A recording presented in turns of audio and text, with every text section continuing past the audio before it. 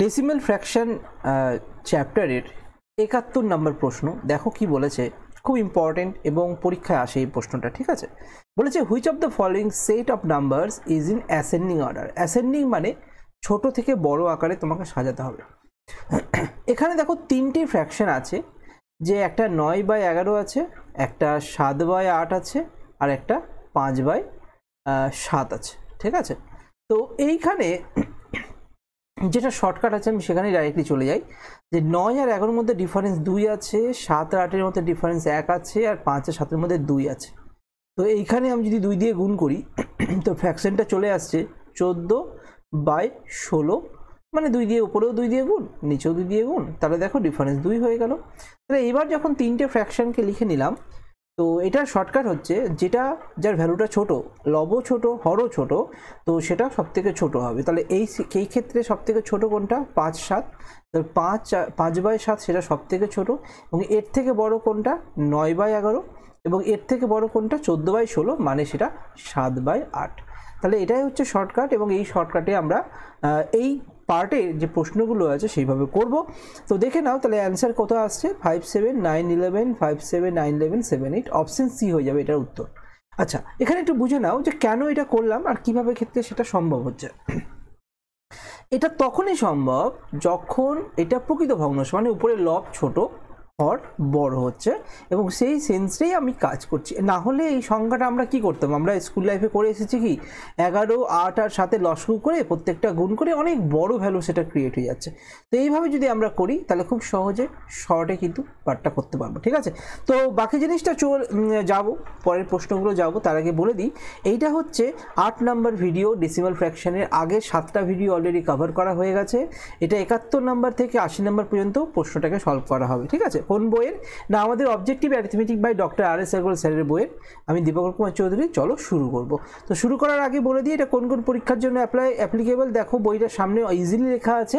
এই যে এখানে যে প্রশ্নগুলো আছে, যেটা আমি পরপর ধরে ধরে chapter by chapter, question by question solve করছি, প্রত্যেকটাই দেখো ব্যাংক, দেখো লেখা আছে IBPS, bank, SSC, CGL, CHSL, MTS, food SI, FCI grade 3 সবগুলো, এবং এলআইসি, জিআইসি, ঠিক ইউপিএসসি, দেন রেলওয়েজে যে এনটিপিসি হোক বা এলপি নন টেকনিক্যাল পোস্ট, সবগুলোই সব এক্সামের জন্যই। তার মানে বোঝা যাচ্ছে কম্পিটিটিভ ফিল্ডে যত পরীক্ষা হয় অল ওভার ইন্ডিয়া বেসিসে সবগুলোর জন্যই ম্যাথামেটিক্স সেকশন যদি থাকে তাহলে এই বইটা খুবই ইম্পর্টেন্ট, প্রত্যেকটা প্রশ্ন ইম্পর্টেন্ট। চলো পরের পার্টে যাই।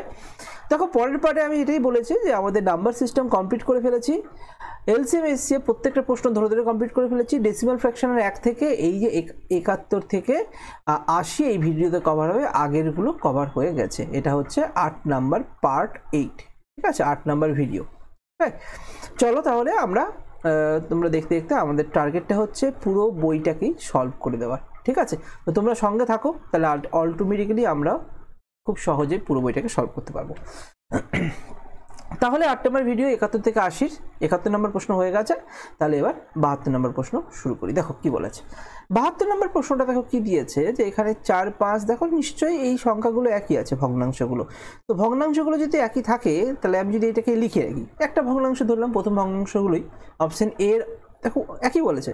Which of the following set of number in descending order. Descending order মানে হচ্ছে বড় থেকে ছোট। ঠিক আছে, তো ডিসেন্ডিং অর্ডার বড় থেকে ছোট, তার মানে আগে আগে ভগ্নাংশগুলোকে বের করি। কি আছে, একটা 4-এর 5 আছে, একটা আছে 3-এর 8, আর একটা আছে হচ্ছে 2-এর 3, আর একটা আছে 1-এর 2। ওকে, তো প্রথম কাজটা কি, আমাদের ডিফারেন্সগুলো চেক করা। ডিফারেন্স 1 আছে, এখানে 3-এর 8, ডিফারেন্স 5 আছে। হ্যাঁ, এটার 5 আছে, এটা 1 আছে, এটা 1 আছে, আমাকে সাজাতে হবে পুরোটাই। তাহলে একটা কাজ করি, সবগুলোরই গ্যাপ আগে সেম করতে হবে। তো গ্যাপ সেম করার জায়গা কোথায়, এখানে। তাহলে সবগুলোকে 5 দিয়ে যদি আমি গুণ করে দিই, যেগুলো যেগুলো গ্যাপ সমান নেই, তাহলে এখানে কত হয়ে যাবে, এখানে তাহলে ভগ্নাংশ হয়ে যাবে 4, 5, 20, 5, 5, 25।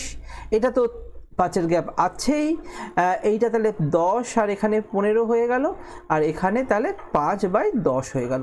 এবার দেখো বড় থেকে ছোট সাজাতে বলেছে, তাহলে সব থেকে বড় ভ্যালু কোনটা, না 20/25, এটা হচ্ছে সব থেকে বড় ভ্যালু। তাহলে 4-এর 5 হচ্ছে সব থেকে বড়, এবং তার থেকে ছোট কোনটা হবে, না 10 আর 15, 10 আর 15 তাহলে তার থেকে ছোট, 10/15 মানে 2/3, এবং তার থেকে ছোট কত হবে, 3-এর 8। ঠিক আছে, ভ্যালু অনুযায়ী তাহলে 3-এর 8 যদি হয় তাহলে 3 এর 8 লিখে দিলাম এবং সব থেকে ছোট যেটা হচ্ছে 1 এর 2। ক্লিয়ার?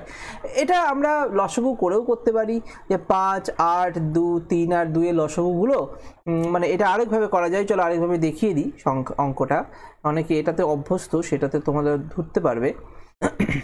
আমি একটু শর্টকাট ধরেই করে দিলাম প্রথমে।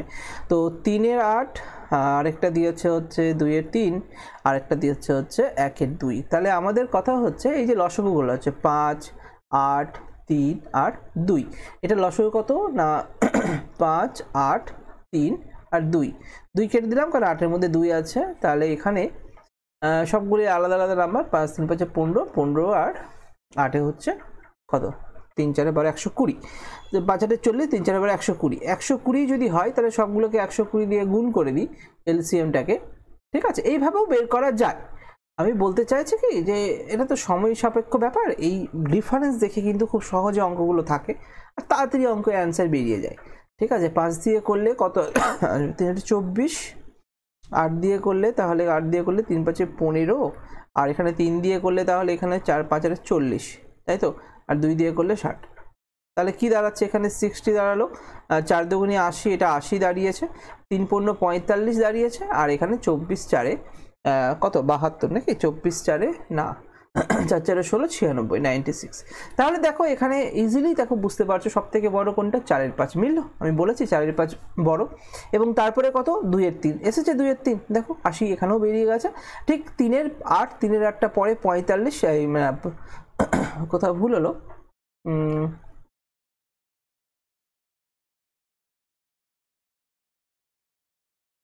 8কে এখানে যখন করো 3 3 5 15, 1 এর 2কে 60, কেমন করে হলো 1 সেকেন্ড, কিছু গন্ডগোল হয়েছে।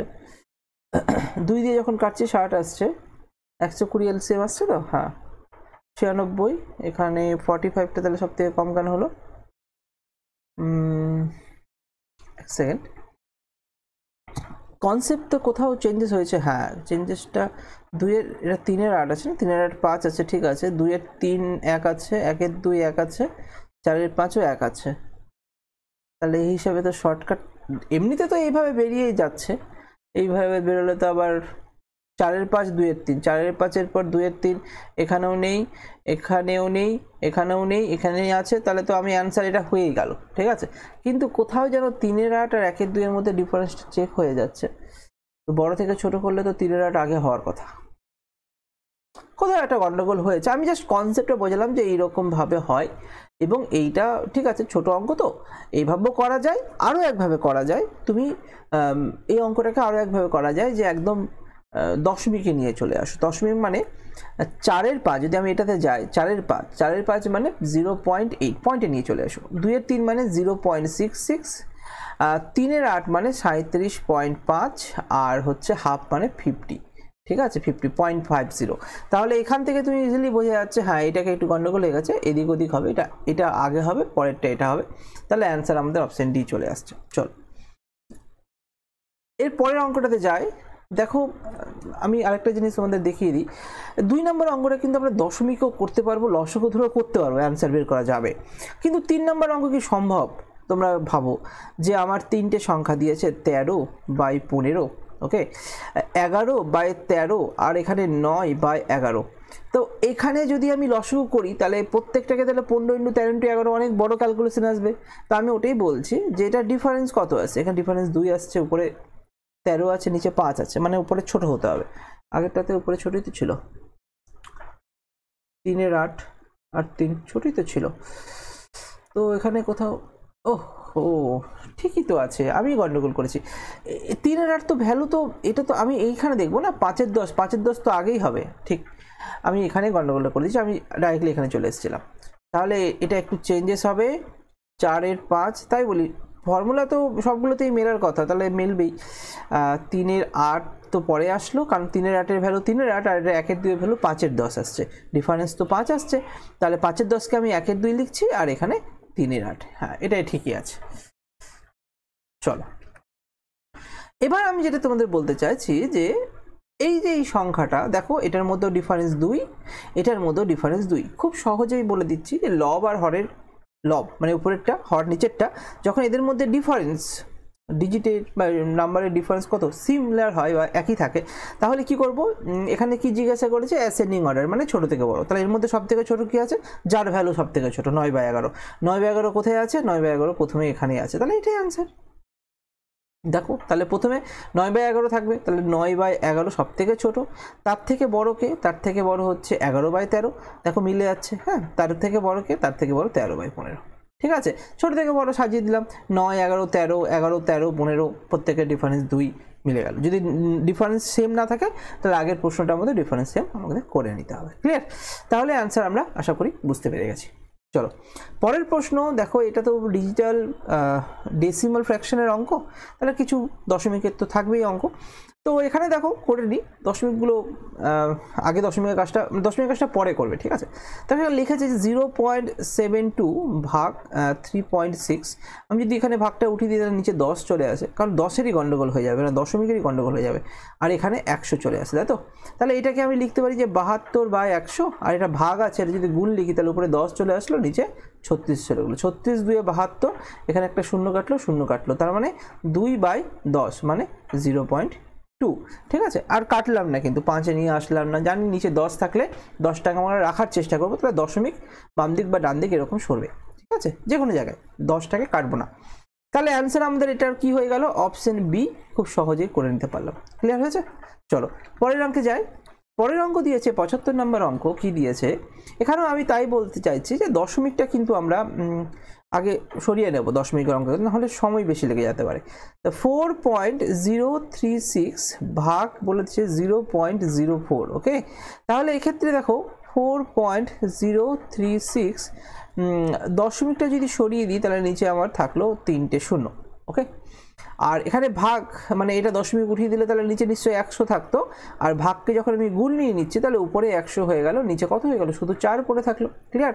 তাহলে এইবার তুমি করো, দেখো একটা দুটো কেটে গেছে, 4 দিয়ে তাহলে কাটি, 4 1 4, 0 বসে গেল, আবার 0 বসে গেল, 4 9 36, নিচে একটা শূন্য আগে, তার মানে 100.9, ঠিক আছে। তাহলে আমাদের অপশন সি হয়ে গেল এটার উত্তর। ক্লিয়ার? আশা করি কনসেপ্টগুলো বুঝতে পারছো। যদি এই ভিডিওগুলো করাই হচ্ছে যে দেখো তোমরা তো সকলে অঙ্কগুলো একবার তো করবেই, করতে তো হবে, পুরো বই একবার সলভ করতেই হবে যদি চাকরি পেতে হয়। যদি লাখের ভরসায় থাকো যে না আমার মোটামুটি একটা আইডিয়া আছে, পরীক্ষার হলে সব ম্যানেজ করে দেবো, সেটা কিন্তু হয় না। যে কোনো বই করো, এই বইটা একটা স্ট্যান্ডার্ড বই, এই বইটা সলভ করা যেতে পারে, হ্যাঁ, তারপরে মক টেস্ট দেওয়া যেতে পারে যে কোনো পরীক্ষার আগে। তো একবার তো সলভ করতেই হবে। তো আমি এটা জাস্ট ফর রেকর্ডে রেখে দিচ্ছি, যাদের যেখানে অসুবিধা হবে তারা এখানে এসে একবার করে জাস্ট চেক করে নিতে পারো যে এখানে কিভাবে সলভ করানো হচ্ছে, যদি দরকার পড়ে। কারণ আমি তো কোশ্চেনও দিয়ে দিচ্ছি, পিডিএফও দিয়ে দিচ্ছি, সবই দিয়ে দিচ্ছি। আমি চাইছি না যে ভিডিও দেখো, ভিডিও তখনই দেখো যখন তোমাদের দরকার হবে। ক্লিয়ার? তো চলো তাহলে 75 নম্বর অঙ্ক তো হয়েছে, পরের অঙ্কটাতে যাই। 76 নম্বর অঙ্ক দেখো কি বলেছে এখানে, ডেটাটা একটু দেখি কি বলেছে যে না 185 ইন্টু 28 ইকুয়াল টু 5180, এটা একটা ভ্যালু দিয়েছে। চলো ঠিক আছে, দিয়েছে। এখানে আমাকে যেটা জিজ্ঞেস করেছে সেটা জিজ্ঞেস করেছে হচ্ছে 51.8 ভাগ, তো তাহলে ভাগ আমি নিচে লিখে দিলাম 18.5 ইকুয়াল টু কত। তো এটাকে একটু প্যাটার্নে নিয়ে আসি, হ্যাঁ একটু প্যাটার্নে নিয়ে আসি, এই সেন্সেই বলছি যে এই পার্টটা নিচে নিয়ে গেছে, তো তার মানে এখানে 28 রেখেছে, তাহলে আমি যদি 28 পার্টটা রেখে দিই আর এই পার্টটা যদি নিচে নিয়ে যাই তাহলে কীরকম দাঁড়াচ্ছে, আমি একবার লিখে দিই 5180 বাই 185 ইকুয়াল টু 28, এরকম দেওয়া আছে, ওকে।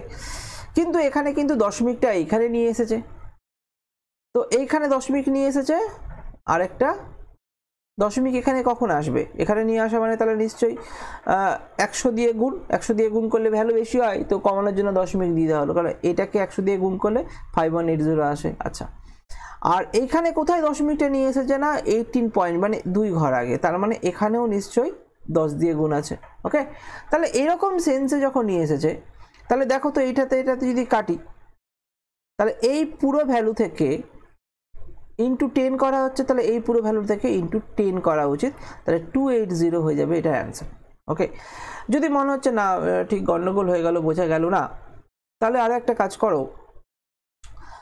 তুমি জানো যে 5180 বাই 185 ইকুয়াল টু 28, এটা তো প্রথম থেকে বোঝাই যাচ্ছে, এরকম দেওয়া আছে। তাহলে এইখানেই যদি আমি সলভ করি, আমি ভেবে নিচ্ছি 518 আছে, 80 আছে, তাহলে দশমিক, তাহলে নিশ্চয়ই এখানে 0 আছে, তাহলে দশমিক সরে গেল, তাহলে নিচে কত আসলো, 100 চলে আসলো। ওকে, আর এখানে 185, এখানে দশমিক আছে, দশমিক যদি উঠে যায় তাহলে উপরে 10 চলে আসলো। ক্লিয়ার? তো বলতে চাইছি যেটা, এইটা মানে কত হবে, এইটা এই পার্টটা তাহলে সমান, এর মধ্যে কোনো চেঞ্জেস নেই। এই পার্ট আর এই পার্ট মানে কত, এই পার্ট মানে আমাদের থাকছে হচ্ছে এটা কেটে দিলে একটা শূন্য কমে যাচ্ছে, তার মানে 28। আচ্ছা, তাহলে 2.8 চলে আসছে এটার উত্তর। এখানে একটু গন্ডগোল করেছি, তাহলে এটাই সব থেকে ভালো হবে, এটাকেই ধরে এগো। ঠিক আছে, না হলে খুব মুশকিল, যদি এইভাবে না করো তাহলে পাতি ক্যালকুলেশন করতে হবে।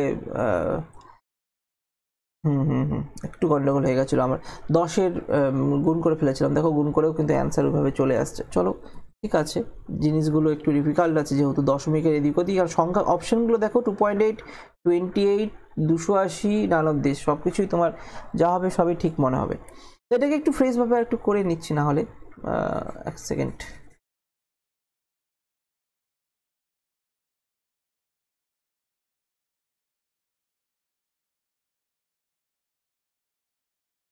পুরো ভ্যালুটাকে ওইভাবে বসিয়ে দেওয়াটাই সব থেকে বেটার হবে, আমারও তাই মনে হচ্ছে।